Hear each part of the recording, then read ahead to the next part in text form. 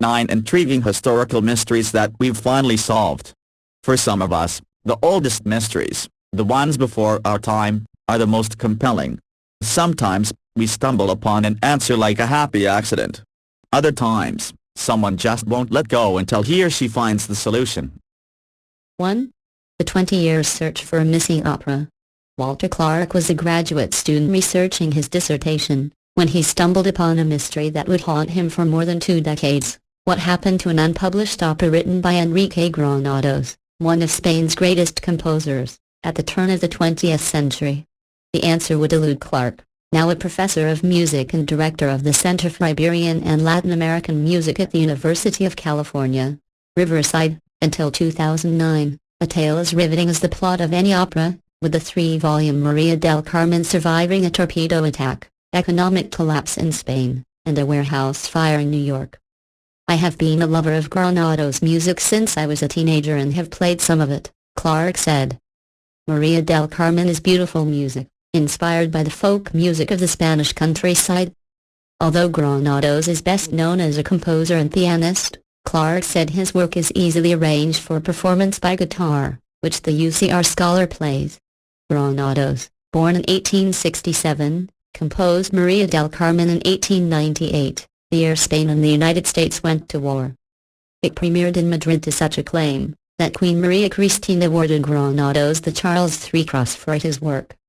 The opera, a love triangle set in a Spanish village in the region of Murcia, was later revised for subsequent productions, but was never performed in its original version again. As Clark began his research for a 2006 biography of Granados, Enrique Granados, poet of the piano, Oxford University Press, he discovered family letters and other documents that helped piece together part of the story. In January 1916, Granados and his wife, Amparo, left their 6 children in Barcelona and boarded a ship for the United States, where the New York Metropolitan Opera was scheduled to premiere another of the composer's operas, Goyska's. Hoping to interest the Met in performing Maria del Carmen as well, Granados took his only copy of the opera with him. The Met declined his offer. Granados and his wife delayed their schedule to return to Spain, when President Woodrow Wilson requested a performance at the White House. As a result, they missed their ship sailing directly to Spain, and boarded a later ship bound first for England, then France. The couple survived the Atlantic crossing, but they drowned in the English Channel, within sight of the French coast, when a German submarine fired a torpedo, blowing off the bow of their boat. Most of the other passengers, and the opera, survived. After the couple's belongings were returned to their home in Barcelona, the opera was revised and occasionally produced, Clark said. In 1938, one of Granados' sons sold the original opera to a prominent New York musician and publisher for $300 to raise money for the Republican cause in the Spanish Civil War. Other family members wanted it returned. The question of ownership remained the subject of litigation for decades, until 1970 when the opera was reported destroyed in a warehouse fire in New York. I wondered if it was really destroyed, Clark said. No one had done a proper inventory after the fire. When I was researching my book I contacted the grandson of the man who had purchased Maria, and he kept looking. Finally, in fall 2009, Clark received word that all 3 volumes had been found. With funding provided by Special Collections and University Archives of the UCR libraries, American pianist Douglas Reeven himself, Clark eventually traveled to New York to acquire the composition. Special Collections staff oversaw restoration of the opera, which had sustained smoke and water damage, and scanned the repaired pages, making publication of the opera in Spain possible. No one has heard this performed since 1899, Clark said. It is being published now by Rito, the same company that will record it. It will be performed in various places in Spain next year, and I will be there. This is a 20 years detective story with a happy ending. The YouTube excerpt is from a production of a revision of the opera made after the composer died. The revision was probably made by the composer's son, Eduardo, who changed many things. This version was occasionally performed after the composer's death, and was published and recorded by Max Bragado Darman several years ago. But the fate of the original opera was not then known, and that score could not be consulted.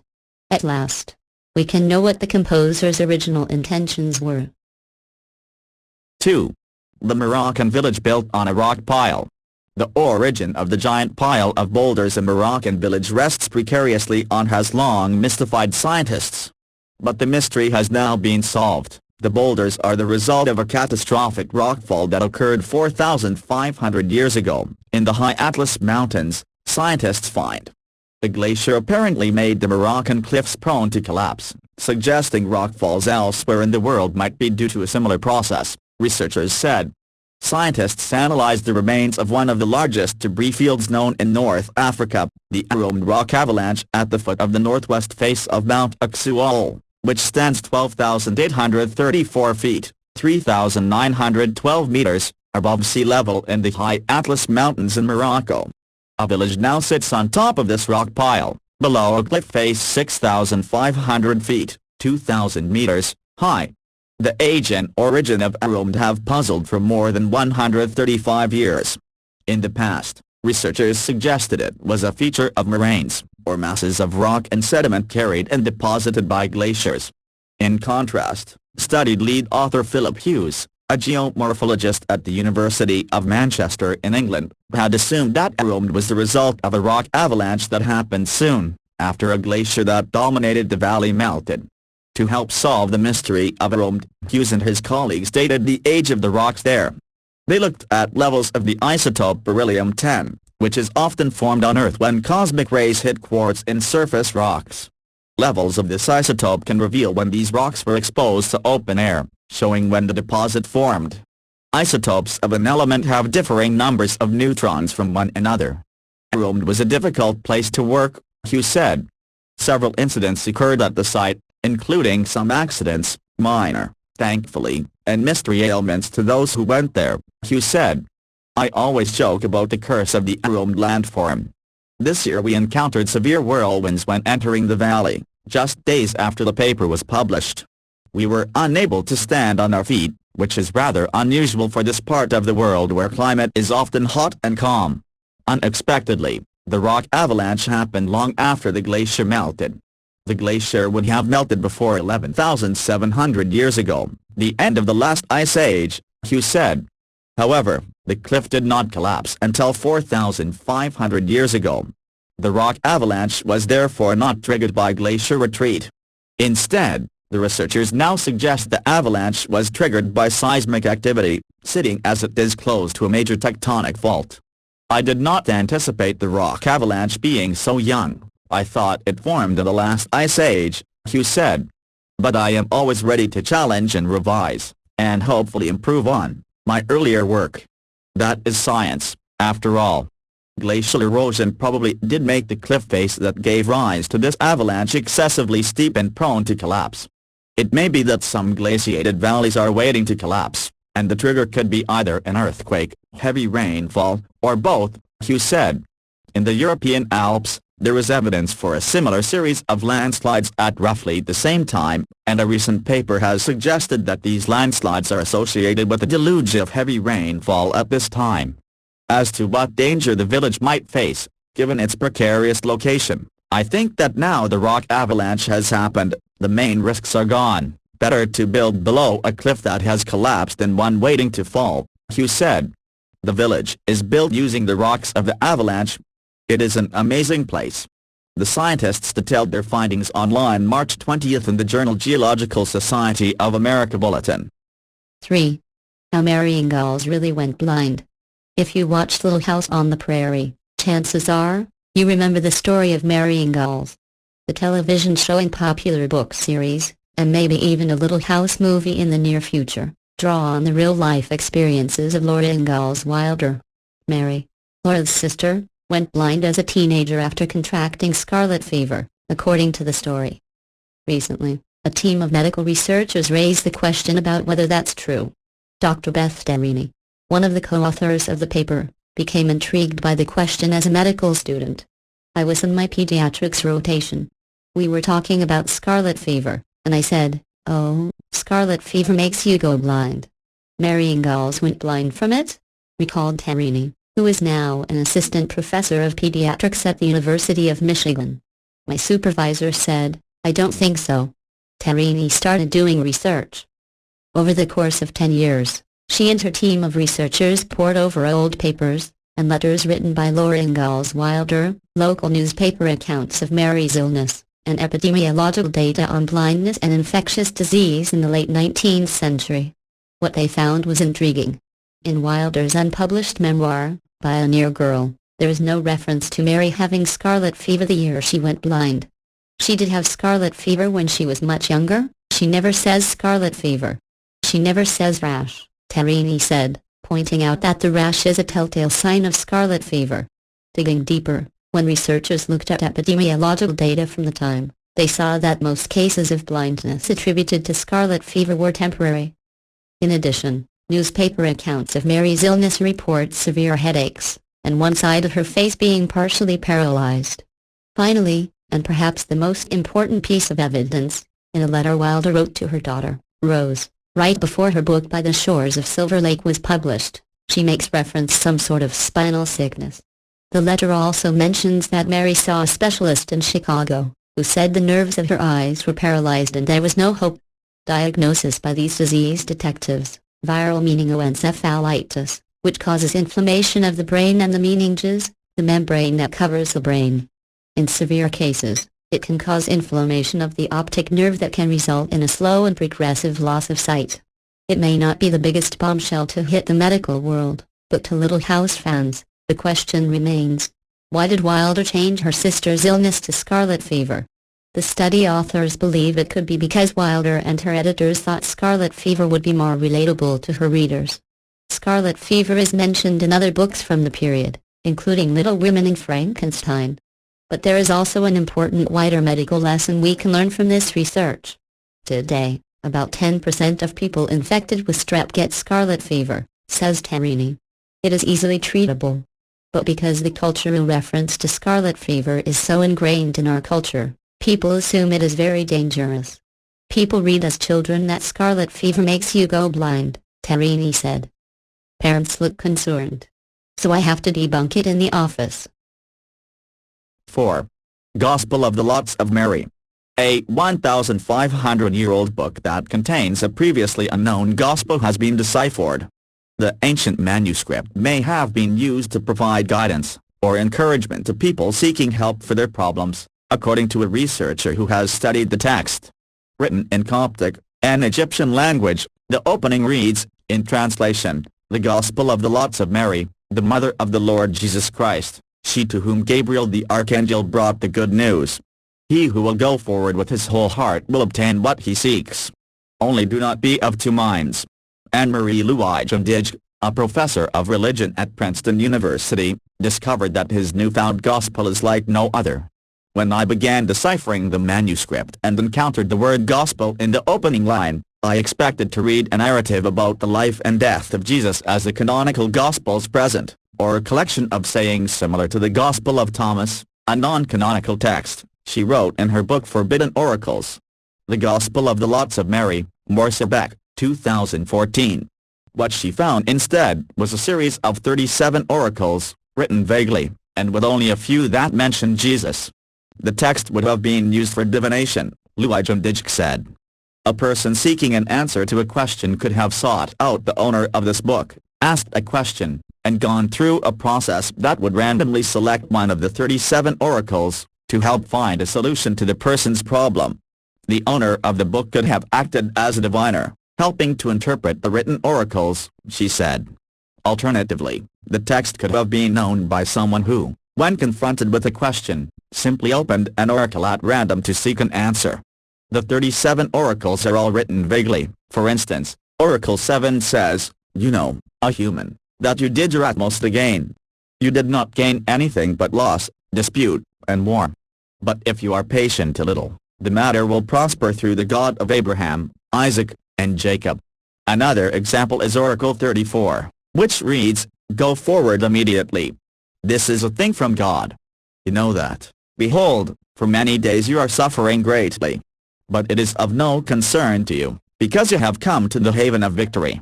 Throughout the book the text refers to hardships, suffering and violence, and occasionally one finds a threat. On the whole, however, a positive outlet prevails, Louis-Jandij wrote in her book. Another interesting example, that illustrates the ancient book's positive outlook, is Oracle 24, which reads, "Stop being of two minds, a human, whether this thing will happen or not. Yes, it will happen. Be brave and do not be of two minds. Because it will remain with you a long time and you will receive joy and happiness." A gospel like no other in the ancient world, a special type of book, sometimes called a lot book, was used to try to predict a person's future. Hindenburg says that this is the only lot book found so far that calls itself a gospel, a word that literally means good news. The fact that this book is called that way is very significant, Hindenburg told Live Science in an interview. To me, it also really indicated that it had something to do with how people would consult it and also about being seen as good news, she said. Nobody who wants to know the future wants to hear bad news in a sense. Although people today associate the word gospel as being a text that talks about the life of Jesus, people in ancient times may have had a different perspective. The fact that this is not a gospel in the traditional sense gives ample reason to inquire about the reception and use of the term gospel in late antiquity, Hindenburg wrote. Where did it come from?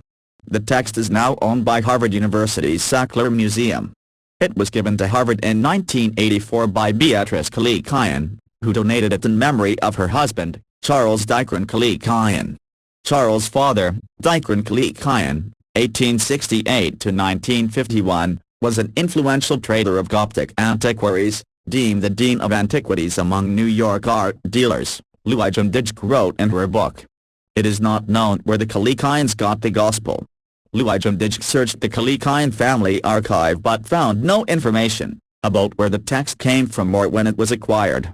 It's possible that, in ancient times, the book was used by a diviner at the shrine of St. Caluthus in Egypt, a Christian site of pilgrimage and healing, Hindenburg wrote. At this shrine, archaeologists have found texts with written questions, indicating that the site was used for various forms of divination. Among the services offered to visitors of the shrine were dream incubation, ritual bathing, and both book and ticket divination, Hindenburg wrote. 5. Why Palmyra was located in the Syrian desert. In Roman times, Palmyra was the most important point along the trade route linking the east and west, reaching a population of 100,000 inhabitants. But its history has always been shrouded in mystery. What was a city that size doing in the middle of the desert? How could so many people live in such an inhospitable place nearly 2,000 years ago? Norwegian researchers collaborated with colleagues from Syria for 4 years to find answers. These findings provide a wealth of new insight into Palmyra's history, said Jørgen Christian Meyer, a professor at the University of Bergen and manager of the project funded by the Research Council of Norway. The Norwegian archaeologists approached the problem from a novel angle. Instead of examining the city itself, they studied an enormous expanse of land just to the north. Along with their Syrian colleagues from the Palmyra Museum and aided by satellite photos, they catalogued a large number of ancient remains visible on the Earth's surface. In this way, we were able to form a more complete picture of what occurred within the larger area, Professor Meyer said. The team detected a number of forgotten villages from ancient Roman times. But what finally solved the riddle of Palmyra was the discovery of the water reservoirs these villages had utilized. The researchers came to realize that what they were studying was not a desert, but rather an arid steppe, with underground grass roots that keep rain from sinking into the soil. Rainwater collects in intermittent creeks and rivers called wadi by the Arabs. The team also gathered evidence that residents of ancient Palmyra and the nearby villages collected the rainwater using dams and cisterns. This gave the surrounding villages water for crops and enabled them to provide the city with food. The collection system ensured a stable supply of agricultural products and averted catastrophe during droughts. Local farmers also cooperated with Bedouin tribes, who drove their flocks of sheep and goats into the area to graze during the hot season, fertilizing the farmers' fields in the process. Palmyra's location also had a political foundation. Important east-west trade routes, including along the Euphrates River to the north, were not under the control of the Romans to the west or the Persians to the east. Local lords and chieftains demanded high fees for passage. This practice of extortion translated into a tremendous opportunity for the Palmyrans. They joined forces with the Bedouins to provide security, beasts of burden and guides through the desert. Tradesmen from Palmyra made the most of the city's unique location to build up a comprehensive trade network. This explains much of the city's prosperity, Professor Meyer concluded. 6. The shape of Stonehenge. One of the many mysteries of Stonehenge may have been solved, not because of a brilliant scientific breakthrough or thanks to painstaking research, but after a maintenance team's hosepipe turned out to be a little short. Archaeologists have long argued over whether the ancient monument was once a perfect circle or if it was always, as it is now, an incomplete ring. When a hosepipe used to keep the grass green in hot spells failed to reach a broken part of the circle, unsightly brown patches began to appear. Custodian Tim Daw was fretting over the blemishes when he realized they matched the spots where stones would probably have stood if the monument was a complete circle. Daw said it was a light bulb moment. I was standing on the public path looking at the grass near the stones and thinking that we needed to find a longer hosepipe to get the parched patches to green up, he said. I remembered that the marks were where archaeologists had looked, without success, for signs that there had been stone holes. I called my colleague over and he saw them and realized their possible significance as well. Not being archaeologists, we called in the professionals to evaluate them. I am still amazed and very pleased that simply really looking at something that tens of thousands of people had unwittingly seen can reveal secrets that sophisticated machinery can't. The professionals duly took charge. Aerial photographs were hurriedly commissioned, before the rain could come and remove the brown patches, and the scorch marks on the western side of the Wiltshire site were carefully mapped. Some of the brown patches indeed tallied with where stones would have stood if the circle was a complete one. Other brown patches corresponded to recorded archaeological excavations, included trenches dug by the engineer William Goland in 1901. That some of the patches matched the site of the trenches supports the theory. They indicate disturbed ground rather than simply appeared by chance. The patches were spotted last summer, but the conclusions have just been detailed in a report by Daw and other English heritage staff published in the latest edition of the journal Antiquity. The report points out that despite being one of the most intensively explored prehistoric monuments, Stonehenge continues to hold surprises. It also highlights the value of continually surveying the site from the ground and air. Susan Greene, senior properties historian for English Heritage, said the accidental discovery was really significant and added, "It shows us just how much we still have to learn about Stonehenge. It's great that people who know the site really well, and look at it every day, were able to spot these parch marks, and recognize them for what they were." Greene said what may have happened to the missing stones remains another puzzle. They could have been removed and used as stone for local houses or even roads. But the lack of a decent-sized hosepipe means that the idea that the circle was deliberately left incomplete can probably be discounted.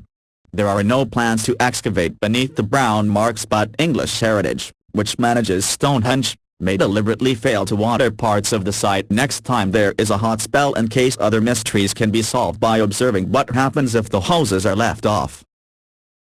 7. A war bracelet comes home. Twila Macaulay sat with relatives in her Boona Park home 3 days before Christmas. She opened a small box containing a silver identification bracelet, with a worn-out inscription of her late husband's name and army service number.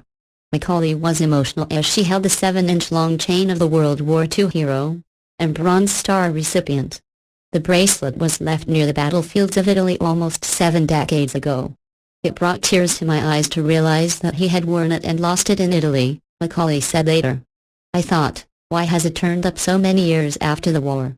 Until 2 weeks prior, Macaulay, 85, had no idea the bracelet existed. The family found out about it through an NBC News reporter who contacted Macaulay to say a woman in Italy wanted to return it. Warren Macaulay, who died nearly 30 years ago, had never mentioned the bracelet. He didn't talk much about his war experiences. It's like a special gift to have that piece of his history come back to us, said the Macaulay's eldest daughter, Dee Prophet, who lives in Fullerton. The son of a truck driver from Stockton, Ken, Warren Macaulay joined the U.S. Army in 1943 and was assigned as a radio operator with the 1st Battalion, 87th Infantry Regiment of the newly activated 10th Mountain Division. Based at Camp Hale in Colorado, the division trained to fight in mountainous and Arctic conditions. Macaulay fought in the Pacific in 1943 before returning stateside for winter warfare training. He then departed for Naples, Italy, in January 1945. The 10th Mountain thwarted the German offensive in Italy during months of continuous fighting that year. In one battle, Macaulay fearlessly advanced under a hail of small arms fire to restore communications, when wire lines were severed by an enemy patrol, for which he was awarded the Bronze Star, a 1945 Army news release said. The 10th Mountain destroyed several German divisions in 3 major battles before resting in Castel d'Aiano, a town in central Italy shattered from artillery damage. A few weeks before Germany gave its unconditional surrender in May, 8-year-old Bruno de Maria's father alerted the Americans that his home was open for use as a field hospital and food service station. It was there that Macaulay either left or forgot the bracelet given to him by his family when he joined the army. After the soldiers left, de Maria saw the bracelet sitting in front of a glass cabinet in her home. She cared for and stored it in her bedside table, never thinking to look for the owner. NBC News reported. I always asked myself, who does it belong to? But I never tried to find the man, she explained to NBC News through a translator. It almost felt as if it were mine. Her son Stefano said it felt different and began a search. He confused the chain manufacturer's name on the back of the bracelet, Stuart Sterling, for the man he was looking for. An internet search and trip to an American consulate in Milan yielded nothing. By chance, after showing the bracelet to a dinner guest, the guest sent a photo of it to a cousin in Oklahoma, who then forwarded the photo to NBC News asking for help finding the owner. The news network talked to Dennis Hagen, the official archivist for the 10th Mountain Division in Colorado, who found Macaulay's last known address in Buena Park. We sort of went under the assumption that it was a 10th Mountain soldier because of the location around Castel d'Aiano, Hagen told the Register.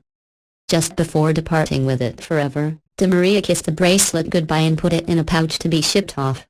Michael Prophet, 33, was 4 when his grandfather died of a heart attack in 1986.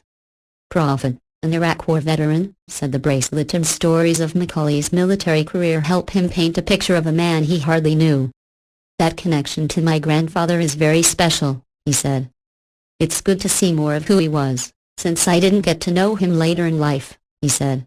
After the war, Warren Macaulay attended Kansas State University, where he earned degrees in mechanical engineering and math. He married and later started a family with Twila and worked as a school band director and math teacher. Looking for better pay, Macaulay moved the family from Kansas to Orange County in the late 1950s and taught math at Anaheim High School until his death. Hardly one to tell stories, Warren Macaulay did share funny tales of his wartime experience. In one story, a village of Italians grateful to the American soldiers tossed them stale bread that nearly cracked the windshields of their military vehicles. In another, a donkey walked over him after he fell into a river. Now, we realize we should have asked him more questions, Twila Macaulay said. 8. The Cambyses cover-up. The final resting place of a 50,000-strong Persian army, which was swallowed up in a cataclysmic sandstorm in the Sahara Desert around 524 BC, is one of the greatest mysteries in ancient history. Many, over the years, have claimed to have found the lost army, but most have been proven to be hoaxes. Recently, a Dutch archaeologist claimed to have solved the mystery of what happened to the ill-fated army some 2,500 years ago. According to the Greek historian Herodotus, Cambyses II, the oldest son of Cyrus the Great, king of Persia, sent his army to destroy the Oracle of Ammon at Siwa Oasis after the priests there refused to legitimize his claim to Egypt. The army of 50,000 men entered Egypt's western desert near Luxor, but halfway through, a massive sandstorm sprang up and reportedly buried them all. A wind arose from the south, strong and deadly, bringing with it vast columns of whirling sand, which entirely covered up the troops, and caused them wholly to disappear, wrote Herodotus. Although many Egyptologists regard the story as a myth, many expeditions have taken place in search of the remains of the lost soldiers. Most came back completely empty-handed, while others claiming to have found the remains have been proven false. In 2009, 2 Italian archaeologists announced that they located human remains, tools and weapons near Siwa Oasis in Egypt dating to the age in which the army disappeared. However, this too is questionable and has been dismissed by many scholars on the basis of the fact that they chose to announce them in a documentary film rather than a scientific journal. Furthermore, the two researchers also happened to be the filmmakers who produced 5 controversial African documentaries in the 1970s. Professor Olaf Kaper, an archaeologist at Leiden University in the Netherlands, believes he knows what really happened to the lost army. Some expect to find an entire army, fully equipped. However, experience has long shown that you cannot die from a sandstorm, said Kaper, as reported by Sky News. Professor Kaper argues that the lost army of Cambyses II did not disappear, but was defeated. According to Kaper, the army's final destination was the Dakhla Oasis, the location of the troops of the Egyptian rebel leader Petibastis III. He ultimately ambushed the army of Cambyses II, and in this way managed from his base in the oasis to reconquer a large part of Egypt, after which he let himself be crowned pharaoh in the capital, Memphis. Kaper maintains that the fate of the army remained unclear for such a long time because the Persian king Darius I, who ended the Egyptian revolt 2 years after Cambyses II's defeat, attributed the embarrassing defeat of his predecessor to a sandstorm in order to save face, and this became the accepted account of what happened. Excavations in the Dakhla Oasis have revealed titles of the Egyptian rebel leader Petibastis III carved on ancient temple blocks, which suggests that it was a stronghold at the start of the Persian period. Hopefully further work will be undertaken to follow up this promising lead, which may solve one of archaeology's biggest outstanding mysteries. 9. What caused the Hindenburg explosion? The dream was a fleet of hydrogen-filled airships crisscrossing the globe, silvered hulls shining in the sunlight. And for a while the fantasy became reality. For the Hindenburg was the Concorde of its day, able to cross the Atlantic in about 3 days, twice as fast as going by sea. With nearly 100 on board, the 245 meters airship was preparing to land at Lakehurst, New Jersey, on May 6, 1937, when the age of airship travel ended. In front of horrified onlookers, the Hindenburg exploded and plunged to the ground in flames. 35 of those on board died. Now, 76 years later, a team of experts claims to have solved one of the greatest mysteries of the 20th century, the real cause of the Hindenburg air disaster. And they named static electricity as the culprit.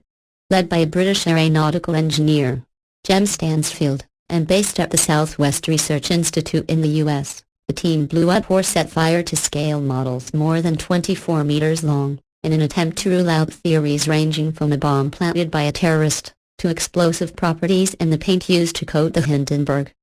Investigations after the disaster concluded that a spark had ignited leaking hydrogen gas, but could not agree on what caused the spark, or the leaking gas. Conspiracy theories took hold that the airship had been brought down by a bomb, or had been shot down from the ground. Through recreating different scenarios with many replicas, and studying archive footage of the disaster, along with eyewitness accounts, experts believe they have discovered what really happened. Mark Heald was 8 when he watched the Hindenburg coming into land. He was watching from a distance and able to see what those closer to the airship couldn't, where the fire started. Years later, my father realized that he should have volunteered testimony in some of the initial investigations, because we were probably in a rather unusual location. As I recall, we were seeing it from pretty much a side view. We saw a little bit of blue fire just forward of the vertical rudder, the upper rudder. It hung right to the top ridge. In a documentary being broadcast on Channel 4 on Thursday, experts revealed the sequence of events that triggered the explosion. The airship had become charged with static as a result of an electrical storm. A broken wire or sticking gas valve leaked hydrogen into the ventilation shafts, and when ground crew members ran to take the landing ropes they effectively earthed the airship. The fire appeared on the tail of the airship, igniting the leaking hydrogen. I think the most likely mechanism for providing the spark is electrostatic, said Mr. Stansfield. That starts at the top, then the flames from our experiments would have probably tracked down to the center. With an explosive mixture of gas, that gave the whoomp when it got to the bottom. The airship historian Dan Grossman agrees. I think that's exactly what happened. I think you had massive distribution of hydrogen throughout the aft half of the ship. You had an ignition source pull down into the ship, and that whole back portion of the ship went up almost at once.